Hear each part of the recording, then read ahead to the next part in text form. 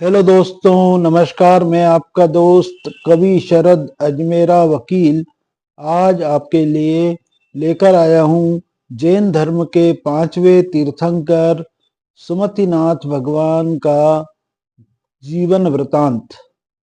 यह मेरा प्रयास आपको कैसा लगा, कृपया आप कमेंट करके बताइएगा। वीडियो को लाइक करिए, चैनल को सब्सक्राइब करिएगा। धन्यवाद। भगवान सुमतिनाथ तीर्थंकर का जीवन परिचय। दूसरे धातकी खंड द्वीप में पूर्व मेरु से पूर्व की ओर विंध्य क्षेत्र में सीता नदी के उत्तर तट पर पुष्कलावती नामक देश है। उसमें पुंडरीकिणी नगरी है जो अपनी शोभा से पुरंदरपुरी अमरावती को भी लज्जित करती है। किसी समय उसमें रतिशेन नामक राजा राज्य करते थे।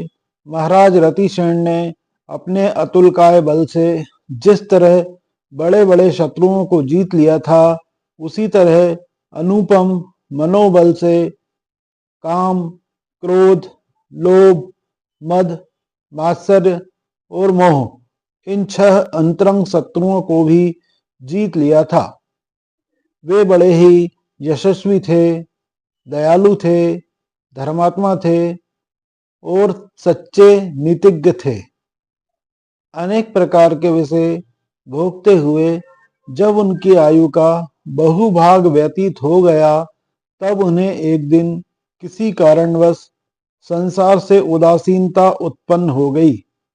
जो ही उन्होंने विवेक रूपी नेत्र से अपनी ओर देखा, त्यों ही उन्हें अपने बीते हुए जीवन पर बहुत ही संताप हुआ। वे सोचने लगे, हाय, मैंने अपनी लंबी आयु इन विषय सुखों में भोगने में ही बुता दी। पर विषय सुख भोगने से सुख मिला ही क्या, इसका कोई उत्तर नहीं है। मैं आज तक भ्रमवश दुख के कारण को ही सुख के कारण मानता रहा हूँ। ओहो, कैसा ये मायाजाल है। इत्यादि विचार कर वे अपने पुत्र अतिरथ को राज्य देकर वन में जाने लगे। वहां उसने उन्हें कठिन तपस्या की। उन्होंने अरह नंदन गुरु के पास रहकर 11 अंगों का विधि पूर्वक अध्ययन किया तथा दर्शन विशुद्ध आदि 16 भावनों का शुद्ध हृदय से चिंतन किया, जिससे उन्हें तीर्थंकर नामक महापुण्य प्रकृति का बंध हो गया। मुनिराज रतिशेन आयु के अंत में संन्यास पूर्वक मरकर वैजयंत विमान में अहिमंद्र देव हुए। वहां उनकी आयु 33 सागर वर्ष की थी। शरीर 1 हाथ ऊंचा और रंग उज्जवल श्वेत था। वे 33,000 वर्ष बाद एक बार मानसिक आहार लेते थे और 33 पक्ष में सुरभित श्वास लेते थे। इस तरह वहां जिन अर्चा और तत्व चर्चाओं से अहिमंद्र रतिशेन के दिन सुख से बीत रहे थे, यही अहिमंद्र आगे के भाव में हमारी कथा के नायक भगवान सुमतिनाथ होंगे। अब कुछ वहां का वर्णन भी सुन लीजिए, जहां आगे चलकर उक्त अहिमेंद्र जन्म लेंगे। जम्बूद्वीप भरत क्षेत्र की जिस अयोध्या से परिचित होते आ रहे हैं, उसी में किसी समय मेघस्थ नाम के राजा राज्य करते थे। उनकी महारानी का नाम मंगला था। मंगला सचमुच मंगला ही थी। महाराज मेघरथ के सर्वमंगल मंगला के ही अधीन थे। ऊपर जिस अहिमंद्र का कथन करके आए हैं, उनकी वहां की आयु जब मात्र 6 महीने रह गई थी, तभी से महाराज मेघरथ के घर पर देवों ने रत्नों की वर्षा शुरू कर दी थी। श्रावण शुक्ल द्वितीया के दिन मघा नक्षत्र में मंगला देवी ने पिछले भाग में ऐरावत आदि 16 स्वप्न देखे और फिर अपने मुंह में प्रवेश करता हुआ एक हाथी देखा। प्रातः होते ही उसने प्राणनाथ से स्वप्नों का फल पूछा।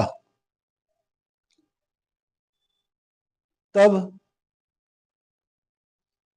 उन्होंने अवधि ज्ञान से जानकर कहा कि आज तुम्हारे गर्भ में तीर्थंकर बालक ने अवतार ले लिया है। 16 स्वप्न उसी की विभूति के परिचायक हैं।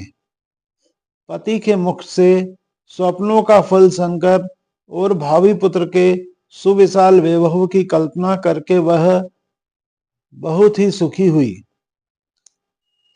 उसी दिन देवों ने आकर राजा रानी का खूब यश गाया, खूब उत्सव मनाए। इंद्र की आज्ञा से सुर कुमारियां महादेवी मंगला की अनेक प्रकार से सेवा शुश्रूषा करती थी, उनको भजन सुनाती थी और प्रमोदमय वचनों से धर्म की बातें सुनाकर उनका मन बहलाए रखती थी। ठीक ठीक 9 महीने बाद चैत्र शुक्ला एकादशी के दिन मघा नक्षत्र में महारानी ने पुत्र रत्न को जन्म दिया। पुत्र उत्पन्न होते ही तीनों लोकों में आनंद छा गया। सबके हृदय आनंद से उल्लासित हो उठे। कुछ क्षण के लिए नारकी भी मार काट का दुख भूल गए। भवनवासी देवों के भवनों में अपने आप शंख बज उठे। वेयंतरों के मंदिरों में भेरी की आवाजें गूंजने लगी। ज्योतिषियों के विमानों में सिंहनाद होने लगा तथा कल्पवासी देवों के विमानों में घंटे की ध्वनि फैलने लगी। सारी धरती सुगंधमय पवित्र होने लगी। मनुष्य लोक में भी दसों दिशाएं निर्मल हो गई। आकाश निर्मेघ हो गया। दक्षिण की शीतल और सुगंधित वायु धीरे धीरे बहने लगी। नदी तालाब आदि का पानी स्वच्छ हो गया। अथांतर तीर्थंकर के पुण्य से प्रेरित होकर देव लोग बालक तीर्थंकर को सुमेरु पर्वत पर ले गए। वहां उन्होंने क्षीर सागर के जल से उनका अभिषेक किया। पांडुक शिला पे अभिषेक के उपरांत इंद्राणी ने बालक का शरीर पहुंचकर उन्हें बालोचित उत्तम उत्तम आभूषण पहनाए। फिर सोधर्म इंद्र ने स्तुति की। फिर वे जय जय शब्द से समस्त आकाश को गुंजायमान करने लगे।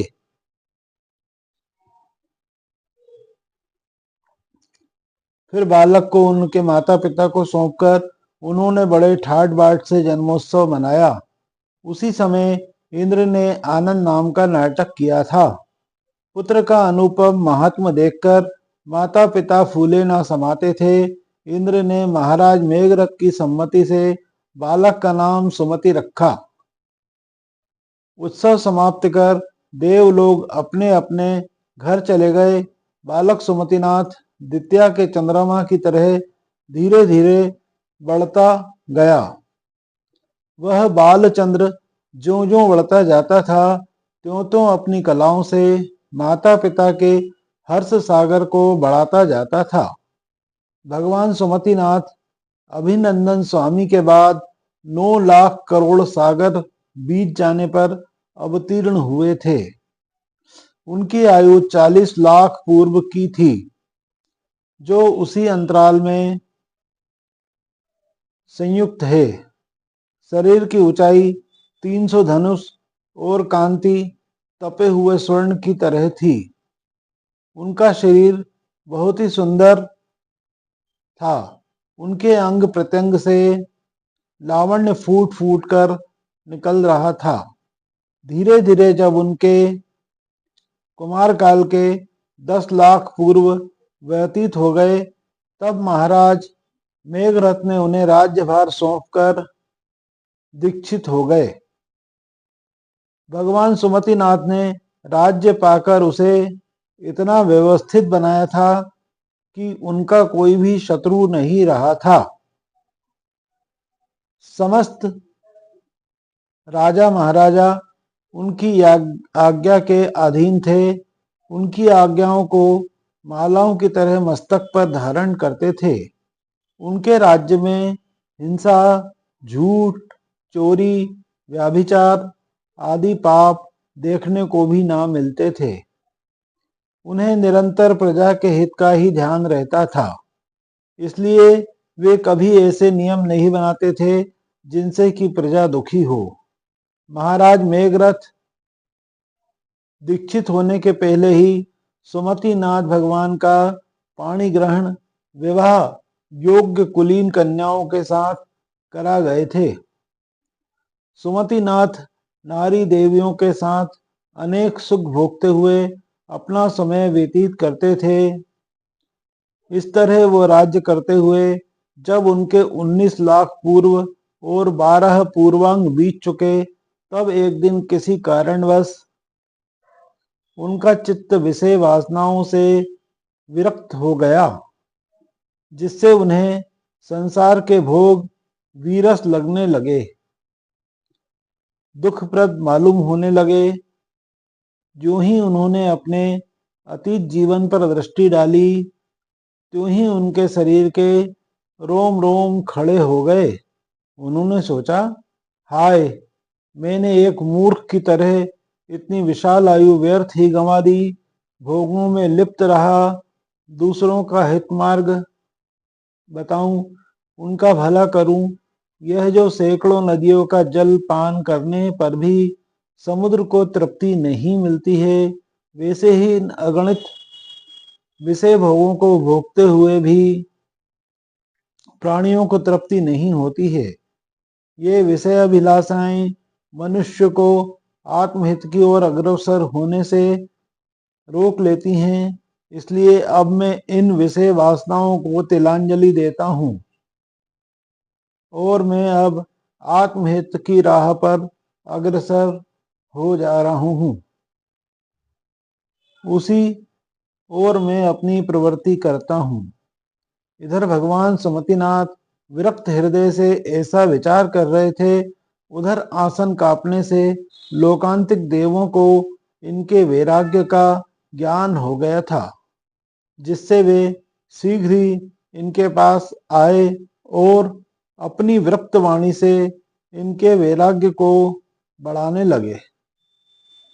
जब लोकांतिक देवों ने देखा कि अब इनका हृदय पूर्ण रूप से विरक्त हो चुका है, तब वे अपनी अपनी जगह पर वापिस चले गए और उनके स्थान पर असंख्य देवलोग आ गए। उन्होंने आकर वैराग्य महोत्सव मनाना प्रारंभ कर दिया। पहले जिन देवियों का संगीत, नृत्य, गान तथा अन्य चेष्टाएं राग बढ़ाने वाली होती थी, आज उन्हीं देवियों की समस्त चेष्टाएं वैराग्य बढ़ा रही थी। भगवान सुमतिनाथ पुत्र को राज्य देकर देव निर्मित अभया पालकी पर बैठ गए। देवलोग अभया को अयोध्या के समीपवर्ती सहेतुक नामक वन में ले गए। वहां उन्होंने नरसुर की साक्षी में जगदंद सिद्ध परमेष्ठी को नमस्कार कर वैशाख शुक्ला नवमी के दिन मध्याह्न के समय मघा नक्षत्र में 1000 राजाओं के साथ दिगंबरी दीक्षा धारण कर ली। दीक्षा धारण करने के समय ही वे तेला तीन दिन के उपवास की प्रतिज्ञा कर चुके थे, इसलिए लगातार 3 दिन तक ध्यान मग्न होकर एक आसन से बैठे रहे। ध्यान के प्रताप से उनकी विशुद्धता उत्तर उत्तर बढ़ती जाती थी, इसलिए उन्हें दीक्षा देने के बाद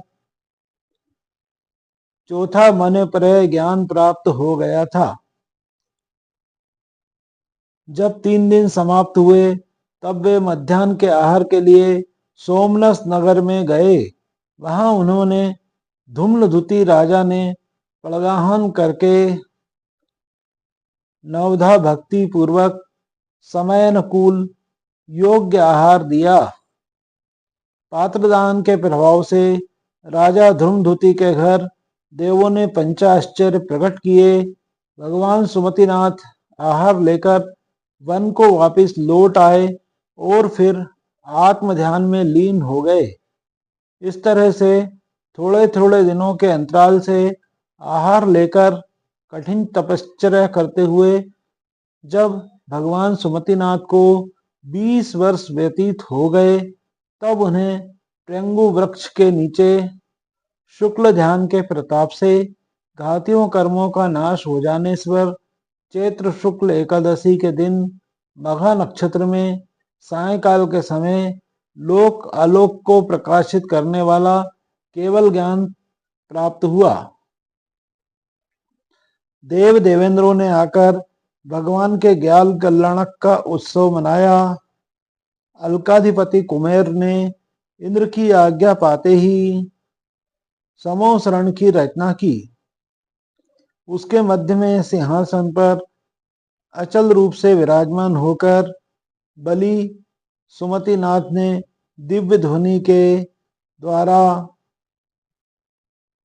उपस्थित जन समूह को धर्म अधर्म का स्वरूप बतलाया। जीव, उद्गल, धर्म, अधर्म, आकाश और काल, इन 6 द्रव्यों के संबंध में उनके स्वरूप का व्याख्यान किया।